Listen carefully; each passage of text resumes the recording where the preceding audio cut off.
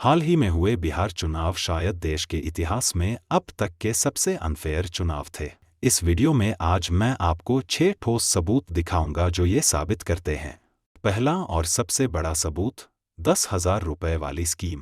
पहले चरण के चुनाव से सिर्फ 6 दिन पहले और दूसरे चरण से 4 दिन पहले बिहार की लाखों महिलाओं के खातों में 10,000 रुपये ट्रांसफर किए गए। मेरी राय में और बहुत से लोगों की राय में यह लीगलाइज्ड ब्राइबरी थी, जिससे वोटर्स को प्रभावित किया गया। सरकार ने कहा कि छोटे व्यवसाय शुरू करने के लिए हर परिवार की एक महिला को 10,000 रुपये दिए जाएंगे। करीब 1,25,00,000 महिलाओं को यह पैसा दिया गया। इसके साथ ही 6 महीने बाद इन्हीं महिलाओं को लाखों रुपए देने का वादा किया गया, पर शर्त ये थी कि वोट हमें देना होगा।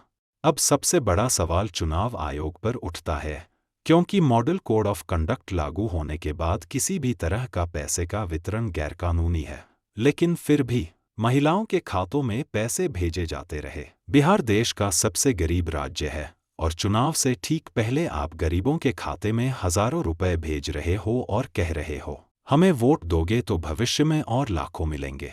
यह चुनाव नहीं, एक चिट फंड योजना लग रही थी। 25 दिन में पैसा डबल। 25 दिन में पैसा डबल।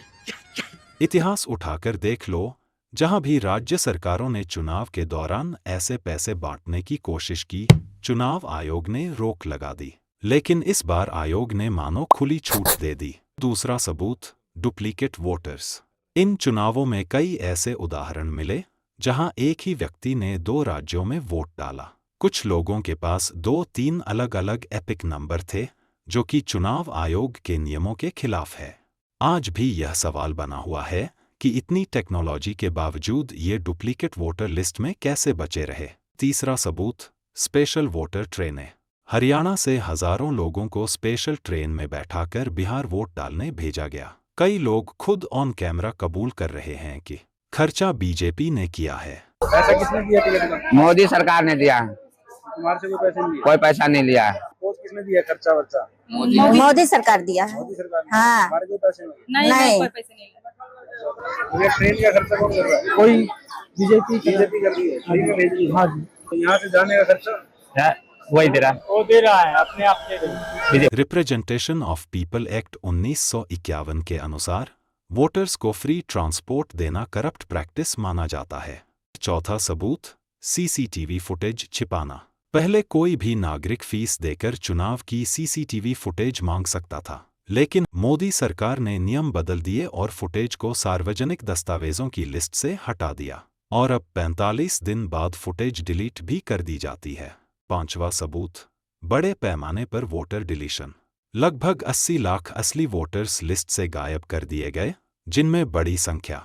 डेटा खुद दिखाता है कि यह डिलीशन टारगेटेड थी, दलित, पिछड़े, मुस्लिम और विपक्षी गढ़ों के वोटर्स की थी। छठा और आखिरी सबूत, चुनाव आयोग की बायसनेस। पिछले कुछ सालों में चुनाव आयोग बार बार ऐसे फैसले ले रहा है जिससे सिर्फ एक पार्टी को फायदा पहुंच रहा है, और अब चुनाव आयोग के खिलाफ कोर्ट में केस भी नहीं किया जा सकता, क्योंकि 2023 में नियम बदल दिए गए। निष्कर्ष, 6 क्लियर, ठोस और डॉक्यूमेंटेड सबूत अब आपके सामने हैं। सवाल ये है, क्या लोकतंत्र बचा है या सिर्फ दिखावा बचा है?